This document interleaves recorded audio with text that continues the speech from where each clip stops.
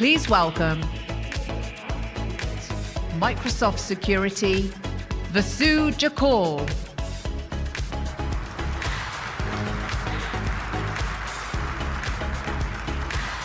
Well, hello, everyone. Good afternoon. It's great to be here with you all. Another RSA conference. This holds a special place in my heart, as I know it does yours as well. We get to be here to form community and belonging, to learn something new and exciting, to meet old friends and form anew. And I certainly hope you've met someone new this year. What an exciting age it is to be in. Today we have one of the most consequential technologies that are going to shape our world and our future: artificial intelligence. I love the theme of this year's RSA conference, the art of possible. And as I was listening to Doris, it just reminded me of the limits of our own perception.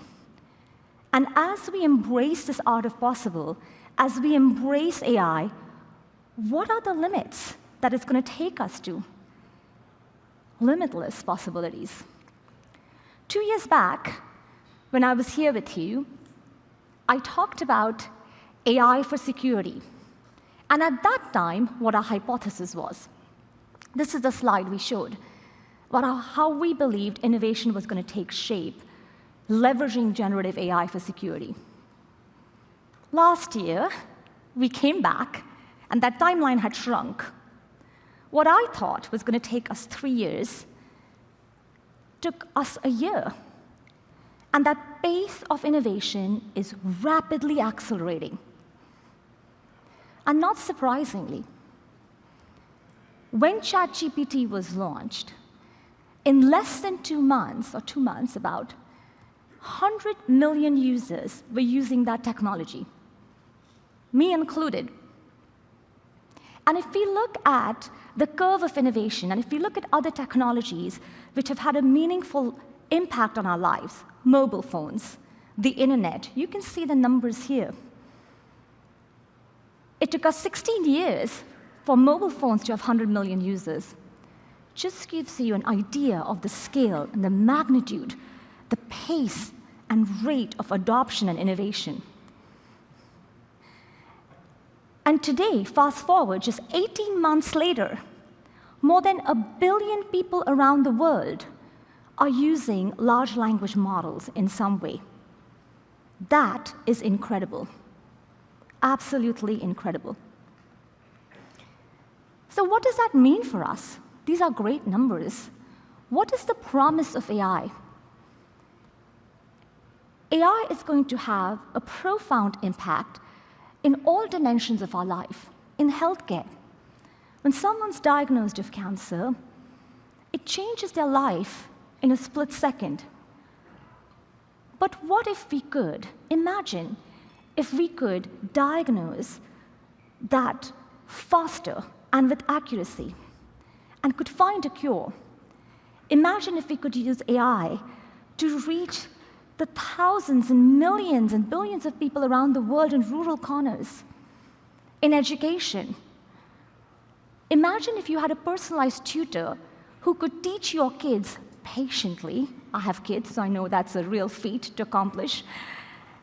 Patiently, at their pace, helping them understand in their ways. Imagine a more equitable future where you could use AI to teach thousands of students who do not have access to education. Autonomous transportation, yes, we have work to do on safety. But think about a future where transportation is efficient, it is convenient, it is safe, and it's sustainable. Imagine. Climate, one of the most grappling challenges of our time. Imagine if we can use AI for our Mother Earth. If we can detect endangered species and help that, or monitor deforestation. If we can even detect natural disasters before they happen and maybe prevent the impact, what would that world look like? And bringing it right home, In our world, cybersecurity, it's hard, isn't it? Many days it feels like we take 3 steps forward and 4 steps backward. It's been hard. Imagine if we could put the superpowers of generative AI in the hands of every defender and reduce the barriers of entry to be a defender so that we can defend at machine speed and scale. Even in its relative infancy, AI for cybersecurity is already able to do incredible things, solve complex, sophisticated challenges, do reverse engineering of malware in seconds. It's able to tilt the balance in favor of defenders. Natural language is the most powerful coding tool. And that in multiple languages simultaneously is helping us bring diverse perspectives quickly to the table and form an international community of defenders. Imagine that. So clearly, it's evident that generative AI is going to have an impact on everything. Here is some data from the uses of AI that we're seeing. We're getting faster, we're getting more productive, we're getting more accurate, we're better protected. It's pretty cool. And it's for all. We're big believers at Microsoft in security for all. No matter who you are, no matter where you are, no matter where you are in the journey or what part of the world you are, AI can help you. So no wonder when I meet people and organizations, the first question we get is, well, how can it help me? I'm a small and medium business, how can it help me? I'm a large enterprise, how can it help me? What is that? What are the outcomes it can drive for me? And right at its heels is the next question, tough question, which as defenders and security professionals, I know you get a lot. Well, is it safe? Are these models safe? Should I use them? How do I know that generative AI is going to be used for what is supposed to be used? How do I know that? And how can I protect something which is evolving so rapidly, so fast? How can I keep pace with that innovation? These are all great questions, and we all must ask them. It's crucial we ask them. It's crucial. Because today we live in one of the most complex threat landscapes ever. Every time I come to RSA, I use the word unprecedented, and I've been waiting to not use that, but it is unprecedented. Identity continues to be the battleground for security. Identity-related attacks have increased by 10x just year over year. Cybercrime is both nation-state and ransomware. Cybercrime is a gig economy. And if we measured that in terms of a country, if cybercrime was an economy, a country, it would be the 3rd largest GDP in the world. And it's growing at 15%. Imagine what we could do if we made a dent in that. Not to mention the talent shortage that each and every one of you is facing right now, and a complex regulatory environment. Microsoft is tracking 250, on average, regulatory updates every day. That's a lot. And what happens with AI? Because generative AI is a tool that attackers will use creatively. They can use Gen AI to proliferate malware rapidly and quickly and create new variants. Do password cracking more intelligently with more context. They can use it to prey on that what makes us human, our curiosity, using phishing and new techniques there. And then I'm sure each of you has your own favorite deepfake video that you've seen. Super concerning. Did you know that just a 3-second voice sample can train a Gen AI model to sound like anyone? Something as innocuous as your voicemail greeting can be used. Combine that with the phishing attacks and think about the harm that can be done. And just like attackers can use generative AI creatively to do all those things I talked about, there are also new surfaces that they can go and harm. Along with our traditional attack surfaces like devices and identities and data and cloud and infrastructure, the new Gen AI attack surfaces includes prompts and LLM models, AI data and orchestration. So we have to think about that. Okay, so what do we have to do? Because clearly, AI has so much potential and promise.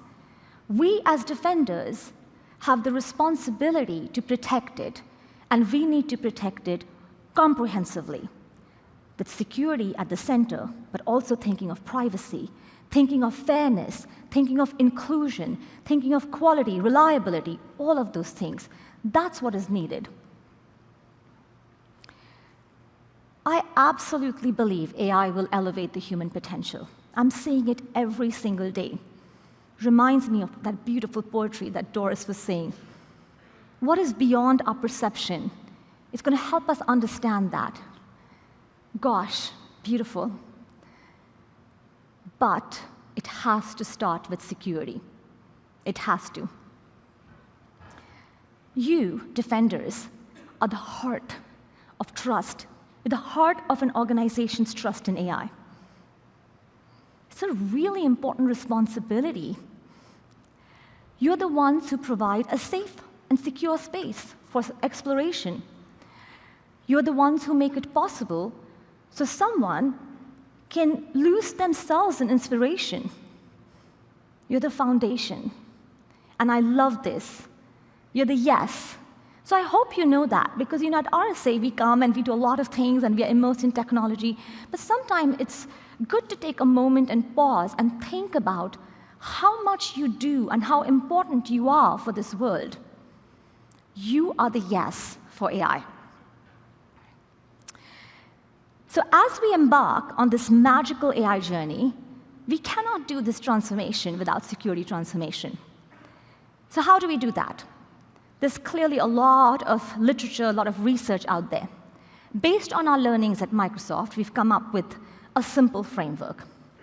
There are 3 pillars: discover, protect, and govern. Discover. What we don't know creates fear. Fear creates anxiety. I have seen organizations who are so afraid of AI, they're just not using AI anymore because they don't know how to manage the risk. Now, as I say this, 93% of organizations have some AI usage, are using AI, and only 1% of leaders feel equipped to deal with that risk. So we have to start with understanding the AI usage. We have to understand, what are the Gen AI apps being used in a company? How are they being used? How much are they being used? Who is using them? What's the data flowing in and out? Create that blueprint. Next, map that blueprint to the risks, and we have 3 ways in which we assess risks. First one is application and model risk. Think about just models, large language model and model poisoning, or prompt injections, or you can also think about jailbreak. Those are the things, supply chain vulnerabilities. That's your application and model risk. The second one is data risk.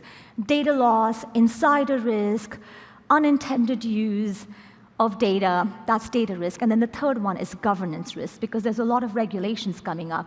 This is related to regulatory compliance, but also code of conduct and policies that you may have. The second pillar, after you discover, is protect. Mitigate all the risks you can, prevent them from happening. And for the things you cannot anticipate, have the right guardrails and controls. If you look at application and model risk, one of my favorites continues to be zero trust architecture. Verify explicitly, use least privilege access, and assume breach. 3 everlasting tenets. Use zero trust architecture, start with identity, and expand that to AI. And what I mean by that is use AI threats. Like, what are we observing with new TTPs and new indicators of compromise? Do threat modeling using that, and expand your threat protection, because your traditional techniques are not going to work here.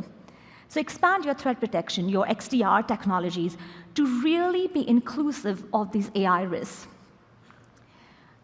Posture, one of my absolutely favorite things, because it starts with how secure am I?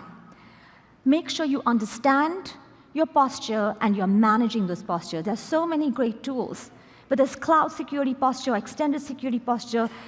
Integrate your AI threats into that. Be expansive. And then lastly, have content safety controls. What is your LLM processing?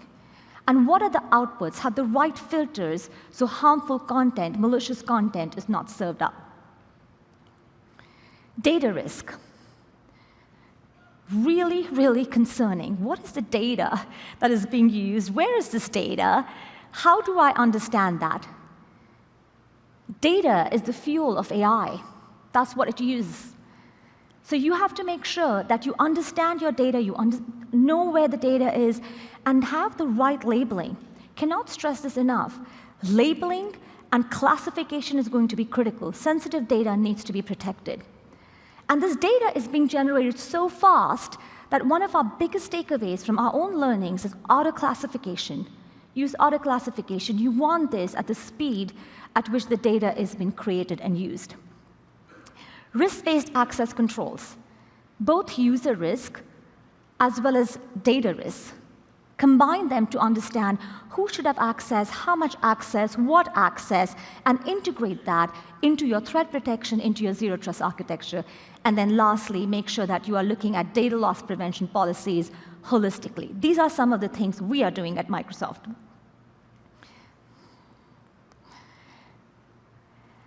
And then the third pillar, governance. Now, I know governance can be an interesting term, but I think governance is so integral to everything that we're doing right now. We have so many learnings from not just the technology revolution of the last few decades, but just industrial revolution. And governance is about that human agency. It's making sure that we put ethics, we put humans at the front and at the heart of technology to understand how should we build this safely, deploy this safely, use this safely. We need to be really thoughtful about this. I shared with you earlier that Microsoft is tracking 250+ regulatory updates every day. We're seeing new regulations on AI. The EU AI Act, these are just a few. The EU AI Act, the Artificial Intelligence and Data AI Act, Digital Act in India, like across the world. And we need to make sure that we are compliant. So from a governance risk perspective, one of the things I love about the EU AI Act is this risk-based approach to governance. I love it. Because then it helps you understand, okay, I'm going to prevent access to these risky apps. I know how to evaluate the risk of that. And for the low-risk apps, I'm going to make sure I have the right controls in place. Maybe it's for some users. Maybe it's about some data. So I'm going to put those controls in place. We need to think about policy, and we need to think about regulatory violation, both in terms of are we compliant to this and making sure that your tools integrate that in some sort of automated way, because otherwise it's going to get complex. And if someone is trying to just use AI in harmful ways, how can you detect that, and how can you make sure they're compliant with your code of conduct policies? Content safety filters, we talked about that earlier, matters deeply here. And then the last one, which is critical, is user education. And it's not just for governance, it's across both the other vectors as well. It starts with user education, it starts with us. Just understanding it. How do these models work? What are they using? How do I need to evolve threat protection? How do I need to educate people on content? How content needs to be created, because we have so many content creators. How content needs to be labeled and classified, what tools they need to use. All these are really, really important, and that education is critical. I shared this earlier. While security is at the heart of the AI transformation, it's so much more that we need to think of. Our roles as defenders are growing. Your impact is growing. When we think about AI and when we think about security, we need to make sure it's for all, and it's by all. We need to make sure that we are including everyone in building this. Diversity matters. Cognitive diversity helps us build better AI and better security. Fairness matters. Equity matters. Inclusion matters. Transparency matters. Accountability matters. So we've got to think about all of these. Clearly, if you can't tell, I'm an AI optimist. I think the age of AI is going to unlock massive potential. I believe it will help us stretch our imaginations. It will help us dream a little bit brighter, a little bit bigger, help us make each other's lives better, build a better world, a more equitable world, a more equal world. Wouldn't that be wonderful? I truly believe it's going to do that. But we have a huge responsibility. As Uncle Ben in Spider-Man, someone corrected me, said, with great power comes great responsibility. That's the responsibility we bear as defenders. I love science fiction. I grew up with Star Trek, so I'm a hardcore Trekkie. Live long and prosper. And I thought I'll end with a science fiction quote. The limits of the possible can only be defined by going beyond them into the impossible. So as I come full center with this conference themes on the art of possible, I invite you to join me. And I invite you to join me fearlessly, bravely, keeping security at the heart, and with care, together. I invite you to really dream big, to make our world safer, and to work together, because I think it's going to be a beautiful world. Thank you so much for joining me.